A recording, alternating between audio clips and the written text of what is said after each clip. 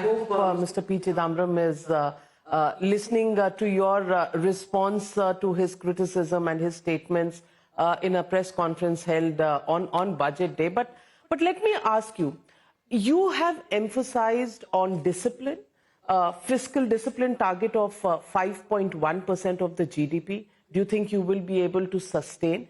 The fact of the matter is that you've given the direction to battery-operated green energy vehicles, research and development in the country, capital investment in infrastructure, skill development. But again, people come up in infrastructure investments. The private sector has lagged behind. Most of the expenditure has been by the public sector, by the government, which has led to a high debt ratio to the GDP, which could be a red flag for the economy. And on the skill side, while you may say you've trained a lot of people, only 40%, less than 40% of the people have got placements or have got employed. So employment and participation of the private sector and the high debt ratio to GDP, are these the red flag areas for the economy? First of all, this debt to GDP matter is being spoken conveniently by cherry-picking data. Look at the globe, look at the countries, even developed countries. Some of them and their debt to GDP ratios are stunningly different from ours, in the sense they are even 300% more than, they are 200% more than. Japanese, for instance, are also very high. Many developed economies have well crossed the acceptable level of debt to GDP. And in that context, for us to be somewhere in the range of 80 and also be in the range coming downwards, to raise a red flag and say, is this a dangerous situation? And it is not a government which borrowed for no reason. Post-COVID, particularly because many such compensation had to be borrowed for, and also the states had to take that load, and many of our own programs had to be funded, without stopping or cutting down the budget on many welfare schemes. If the government had to go through that period when your revenue generation had almost come to a halt, how would you expect the government to function without borrowing? It will borrow. But it was done responsibility, and that's with responsibility, and that is why it stays where it is. So I've given you the comparison between a developed country and an emerging market country like ours, and also showing how we are handling debt. Even today, making sure that your fiscal discipline is not lost, and making sure that we'll reorganize ourselves. And the borrowing that we are announcing is far lesser than what the market expected us to do.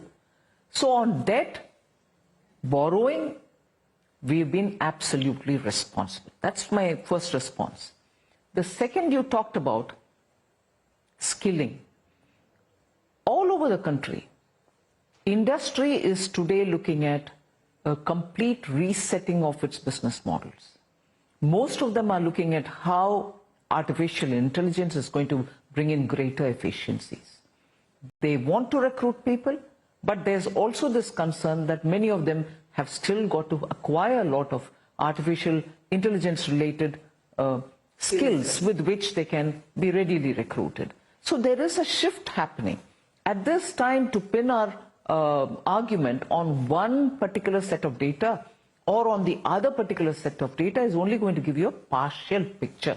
So I would suggest that even as all of us are equally concerned about our youth wanting to have greater skills, such skills with which they can get into the market, we should equally accommodate for a period where the readjustment is happening, both for industry and for the labor force as well, for which the government is, as I said in the last budget, that we will establish 3 Institute of Excellence for greater study and work in artificial intelligence. So our attention is there. We want to help industry also to tell us how.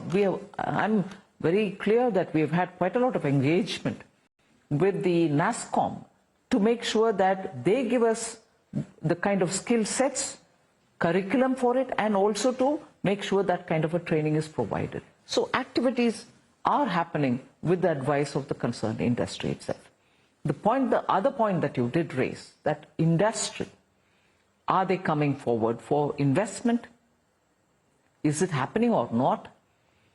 I would say industry, first of all, it took some time for them because, again, going back to the fragile five economy time, wasn't there a twin balance sheet problem?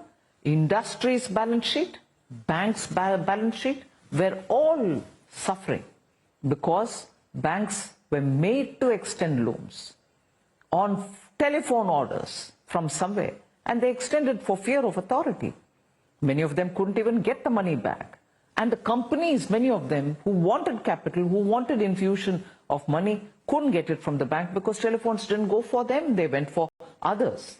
End of the day, these companies took their time, and with us coming also with favorable interest rates for newer establishments, industries have shown that they've corrected their balance sheet. They've also started new ventures, benefiting from the lower corporate tax that we've brought in. Now, investments from private sector is happening possibly in the newer areas that you talked about. Green hydrogen, electric ecosystem for EVs, also looking at materials, rare earths. So private sector's investment is happening in newer areas and with greater gusto.